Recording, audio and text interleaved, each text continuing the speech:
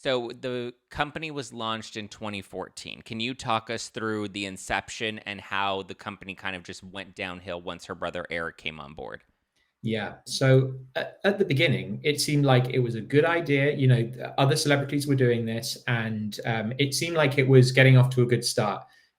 Blake Lively actually kind of incubated this company through a marketing firm that already existed in LA. She partnered with this successful entrepreneur there, and they hired a couple of staff. They were using this marketing firm's like other staff to help build the initial company.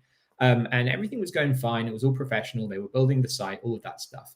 That was kind of like mid 2014, going through 2014. And then it seems Eric Lively, her brother, got involved. And what I was told was that the previous manager director of the firm either got booted or left, and Eric took control of things.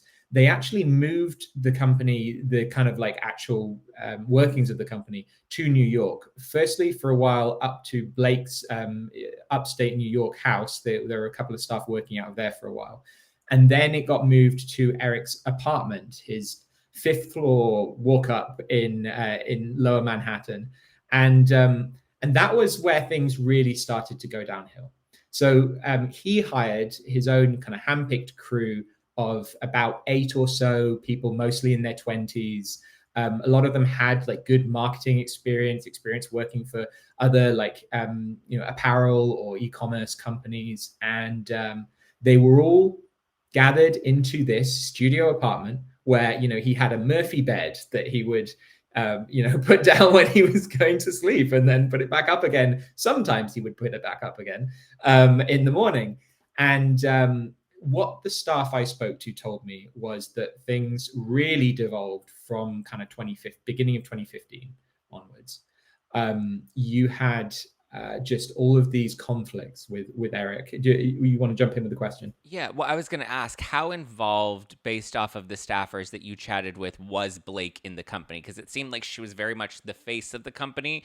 But my impression of reading your article was that he was the one that was handling more of the operations, and maybe they were kind of just using her likeness and her image to sell this business, which ultimately may have been the reason it collapsed.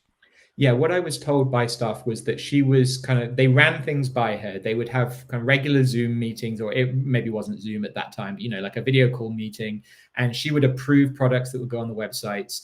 There were a couple of photo shoots, which, some of which were very delayed, some of which were bungled, that she took part in. And that was pretty much the extent of it. She was kind of like this figurehead overseeing it all, and Eric was running the day to day. And obviously, he wasn't running it very well. I mean, they didn't have desks to sit at in his apartment. He was, I think, having an affair with one of the staffers. Yeah, so Eric, he was married in 2005. Him and his wife are still together, as far as we know. And Legally. she doesn't feature much in his social media, though. She hasn't been in any of his posts for several years, as far as I can see. But yeah, he actually, I was told by three members of staff, began having an affair with one of the employees, and that made some of them kind of uncomfortable because they knew that he was married, that Eric was married, and so this was a bit of an issue. He also, I mean, in terms of like the other, what they called unprofessional stuff that was allegedly going on there, like you said, weeks, if not months, of no tables and chairs. So they were sat on the floor of this apartment doing their work, on their laptops. He would blow very hot and cold. Some of them claimed. They said that it was like walking on eggshells every time you came into the office, because they didn't know whether he was going to be blowing up and in a mood, or he was going to be really happy and friendly and nice and bubbly. He was very charismatic as a boss, and he kind of like sucked people in as kind of a friend type feeling, but he was your boss, and so people ended up staying hours and hours at work, working late, because it was not very well organized, and so they were working kind of into the middle of the night. But also, it was because it was kind of a social thing for him as well. It was like where he lived too. The Yeah. really bad stuff came with alleged drug use as well. He was allegedly drinking, smoking pot, and taking prescription medication in the workplace. And I mean, some of the drug taking was allegedly, when employees had showed up to work. You know, they're outside this apartment. It's like winter in New York, so they're freezing their asses off outside. It's past 9 a.m. They're knocking on the door. They're calling his cell phone. He's not picking up. He's not letting them in the house. He's apparently still in bed. And I was told sometimes he would be smoking a bowl in bed because they would come up and eventually be let in later in the morning, and the place would stink of weed. And then, you know, they'd even see him smoking pot on the job. It was not legal then as well. Now, I think Right. most people are kind of whatever about weed, but in the workplace, it made them feel uncomfortable. And I think that's the issue.